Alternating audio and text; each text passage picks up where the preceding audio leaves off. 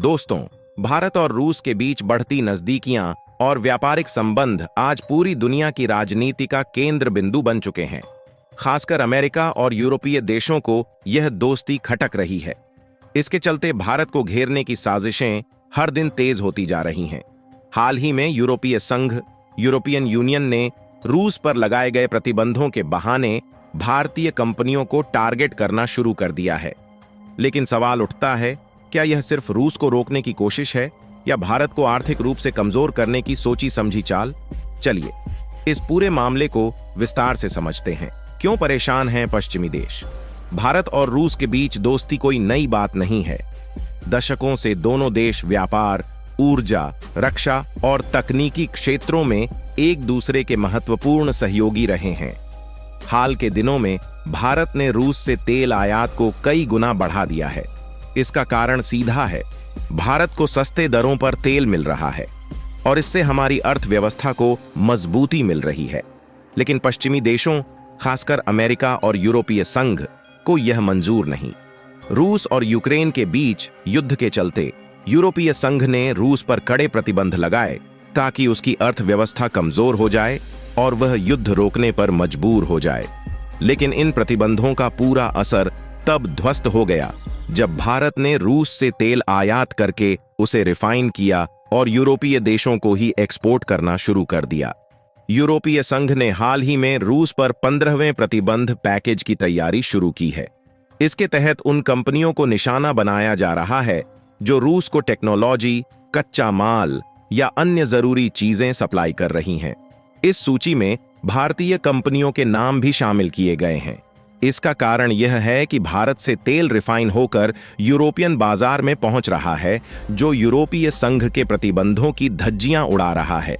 उदाहरण के तौर पर, भारत हर दिन करीब 1,54,000 बैरल तेल यूरोपीय देशों को सप्लाई कर रहा है। यह तेल भारत में रिफाइन किया जाता है, लेकिन असल में यह रूस का तेल होता है।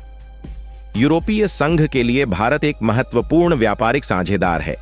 फिर भी जब जब उन्हें मौका मिलता है, वे भारत की टांग खींचने से पीछे नहीं हटते।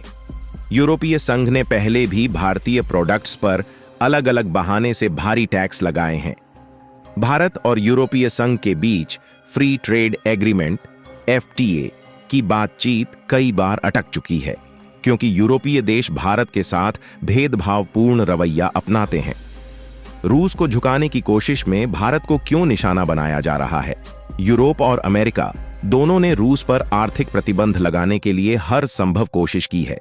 यूरोपीय देशों ने रूस से तेल और गैस का आयात बंद कर दिया। अमेरिका ने रूस के साथ व्यापार करने वाली कई भारतीय कंपनियों पर प्रतिबंध लगाए। अब यूरोपीय संघ ने भारत को भी अपने निशाने पर ले लिया है।